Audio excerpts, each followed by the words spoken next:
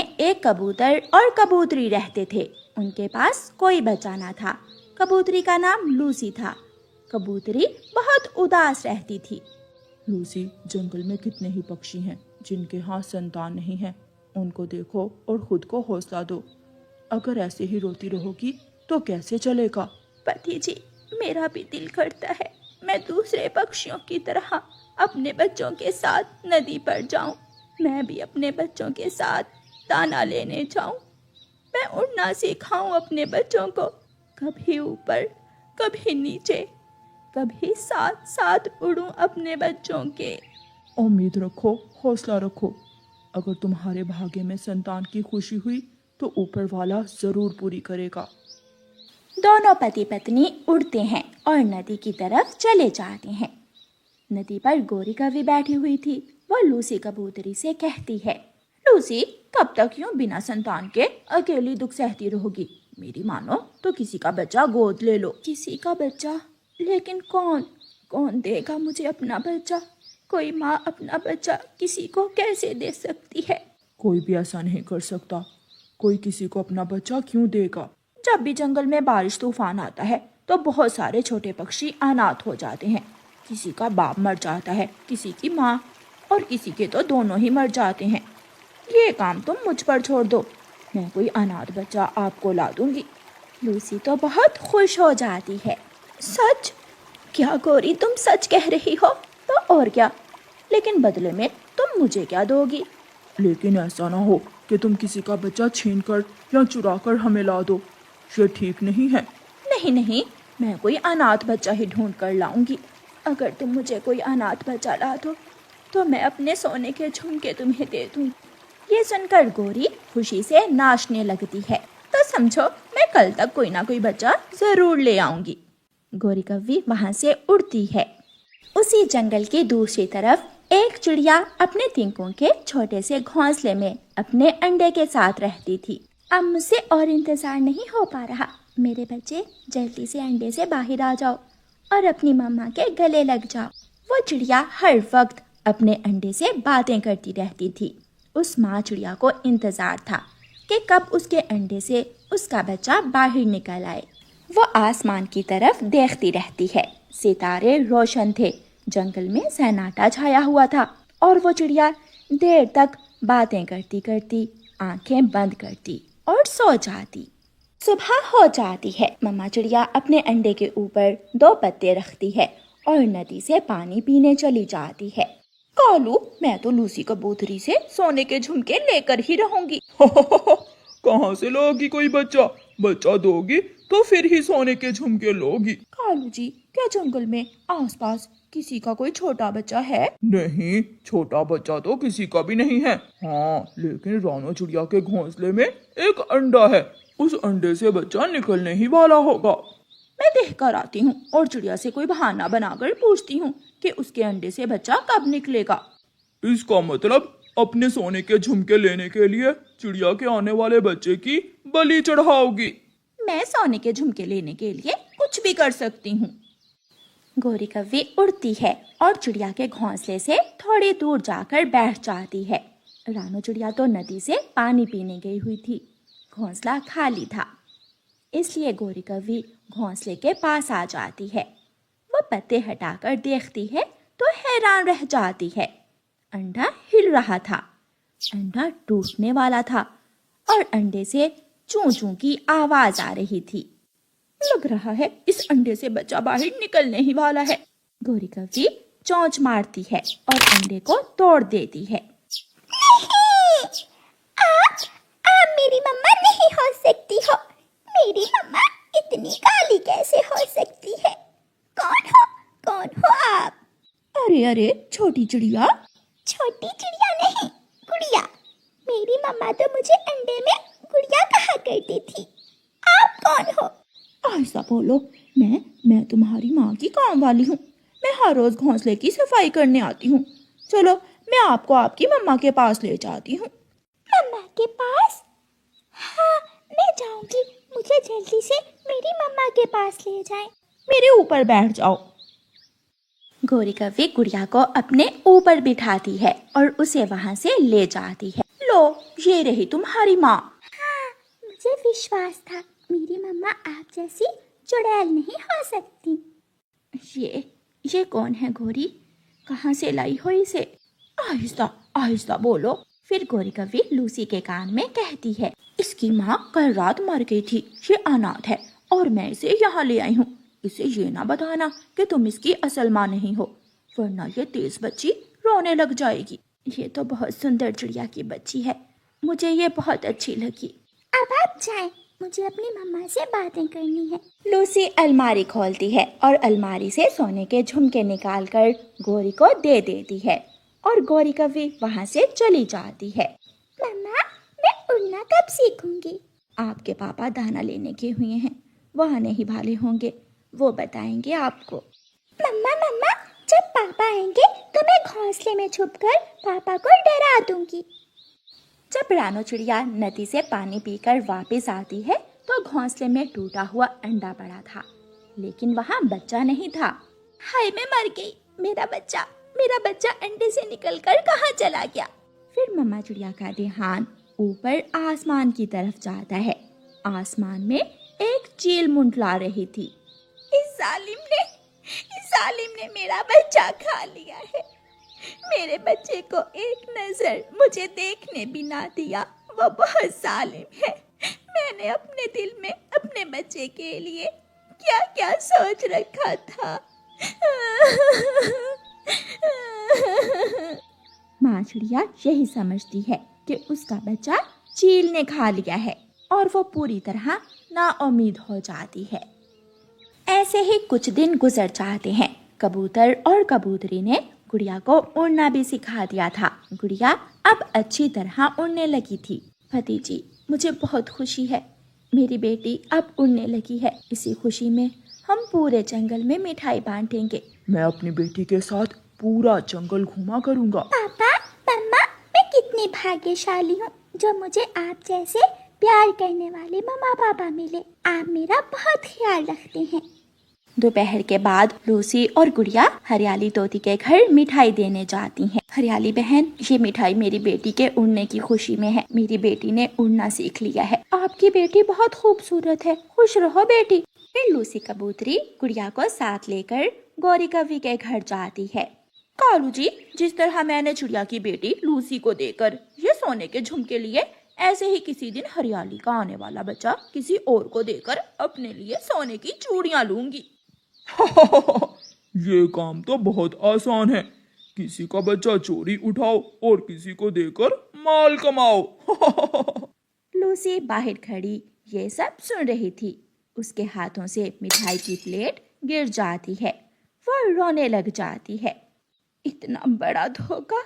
इस कव्वी ने मुझे चिड़िया की बेटी उठा कर ला दी और मुझसे कहा कि ये अनाथ है। तो क्या मैं आपकी बेटी नहीं हूँ? ऐसे पूछते हुए गुड़िया की आंखों में आंसू थे। चले, मेरे साथ चले मेरी बेटी, मैं आपको आपकी माँ के पास लेकर जाती हूँ। फिर लूसी गुड़िया को लेकर रानो चिड़िया के पास पहुँच जाती है। रानो चिड़िया उदास मन के साथ अपने घोंसले में बैठी हुई थी। चिड़िया, तुम्हारी उदासियाँ खत्म हुई, ले, मैं आपकी बेटी को लेकर आई हूँ। रानो चिड़िया अचानक ये सुनकर उठकर बैठ जाती है। क्या? आपने क्या कहा? ये आपकी बेटी है, मेरे पास कोई संतान नहीं थी और गौरी कव्वी ने मुझसे कोई अनाथ बच्चा लाने का वादा किया और वो तुम्हारी बेटी उठाकर मुझे दे आई थी। रानो चिड़िया गुड़िया को अपने सीने से लगा लेती है। मेरी बेटी मुझे मिल गई, इतनी बड़ी खुशी! मैं सोच भी नहीं सकती थी कि मुझे मेरी बेटी दोबारा मिलेगी। गुड़िया की आंखों में अभी तक आंसू थे और वो लूसी की तरफ देखे जा रही थी। वो चुप थी और मूर्ति बनी हुई थी। मेरी बेटी, मैं आपसे मिलने जरूर आऊंगी, लेकिन यही आपकी मम्मा है। ऐसे कहते हुए लूसी वहां से चली जाती है और गुड़िया उसे दूर तक जाते हुए देखती रहती है।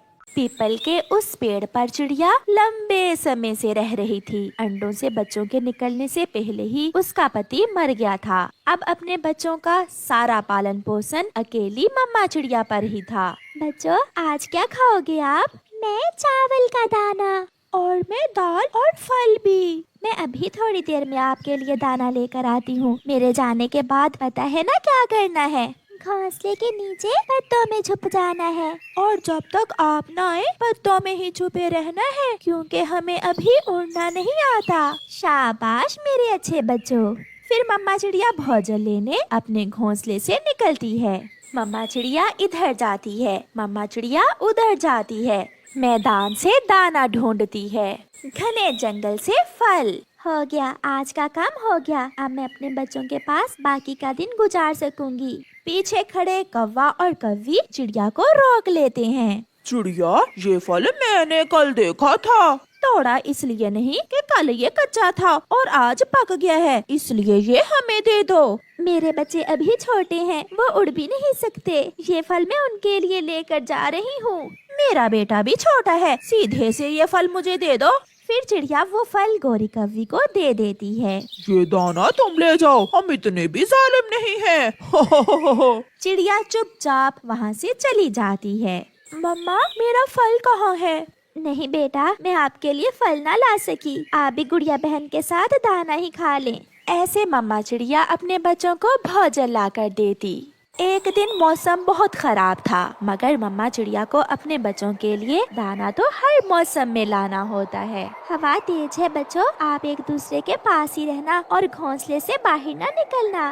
बाय मम्मा, जल्दी आना। मम्मा चिड़िया उड़ती है।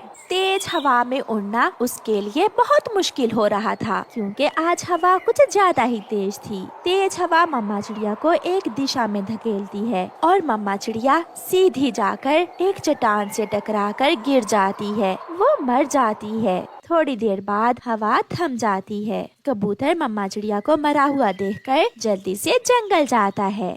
बच्चों, आप घोंसले में ही है ना? ये आवाज मम्मा की तो नहीं है। कौन है आप? मैं आपकी मम्मा का दोस्त हूँ। बच्चों, आपकी मम्मा अब कभी लौट कर नहीं आएंगी, क्योंकि वो मर गई हैं। पापा की तरह? हाँ, आपकी मम्मा भी आपके पापा के पास चली गई हैं। ये सुनकर छोटे बच्चे रोने लग जाते हैं। हाँ कबूतर यार, अब उन बच्चों का हम में से ही किसी को पालन पोषण करना होगा। वो अभी बहुत छोटे हैं। कौन लेकर जाएगा उन्हें अपने घर? एक बच्चा मैं ले जाता हूँ और एक तुम ले जाओ। कालू, सुना है वो चिड़िया मर गई है। हाँ गोरी, सुना तो है। मम्मा, उस चिड़िया के बच्चों को भोजन कौन ला कर देगा? कालू जी, क्यों ना हम उस चिड़िया के बच्चों को हमारे घर ले आएं? गोरी, क्या कह रही हो? होश में तो हो। उन्हें दाना कौन ला कर दिया करेगा? हमने तो हमेशा उनका दाना छीना है। कालू जी, समझो तो, महीना 2 महीने दाना ला कर देंगे, फिर सिखाएंगे उन्हें चोरियाँ, और फिर सारी जिंदगी हम और हमारा बेटा उनका चोरी किया हुआ भोजन खाएंगे। और हमें मुफ्त में नौकर मिल जाएंगे। गोरी, क्या दिमाग है तुम्हारा? मैं अभी जाता हूँ। फिर कालू कौवा घर से निकलता है। ये जिम्मेदारी मैं लेता हूँ, बच्चों को हम पालेंगे। यार कौवे, क्या आप ये सब कर लोगे? बच्चों को एक दूसरे से जुदा किया तो वो मर जाएंगे, इसलिए दोनों बच्चों को मैं ही अपने घर ले जाता हूँ। मिट्ठू और कबूतर कौवे की बात मान लेते हैं। कौवा उन बच्चों के पास जाता है। बच्चों, मैं आपको लेने आया हूँ। आप आज से हमारे घर में रहोगे। अंकल, हमें अभी उड़ना नहीं आता। हमें दाना कौन ला कर देगा? मैं आपको सब सिखा दूंगा।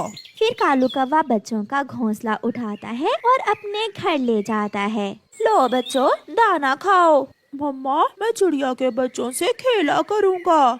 नहीं जग्गू, तुम इन बच्चों से दूर ही रहोगे। डरते डरते बच्चे दाना खा लेते हैं। वो बच्चे जो रात को आधी आधी रात तक अपनी मम्मा से बातें किया करते थे, आज वो एक कोने में अकेले लेटे हुए थे। मम्मा, मम्मा, मुझे आपकी बहुत याद आ रही है। कुकू रोने लग जाता है। चुप चुप कर जाओ, अगर अब रोए तो मैं बहुत मारूंगी तुम्हें। यहाँ तुम्हें दाना मिलेगा, मगर तुम्हारी माँ का लाड प्यार मैं नहीं दे सकती तुम्हें। सो जा मेरे जग्गू बेटे, तुम क्यों अपनी नींद खराब कर रहे हो। दिन गुजरते गए और फिर वो बच्चे आहिस्ता आहिस्ता उड़ना सीख लेते हैं। कौवा और कव्वी उन्हें दाना ला कर देते थे। कालू जी, अब ये बच्चे उड़ने लगे हैं, आज रात से इन्हें अपने साथ लेकर जाया करो, इन्हें काम सिखाओ, अब हमारे आराम के दिन आने ही वाले हैं। हाँ पापा, मैं भी आपके साथ जाऊंगा। मम्मा मैं भी जाऊंगी पापा साथ। आप दोनों ही अपने पापा कालू के साथ आज से जाया करोगे। मगर याद रखना, जैसे जैसे मैं कहूँगा तुम्हें वैसे ही करना होगा। कालू कौवा चिड़िया के दोनों बच्चों को अपने साथ बाहर ले जाता है। यहाँ छुप जाओ।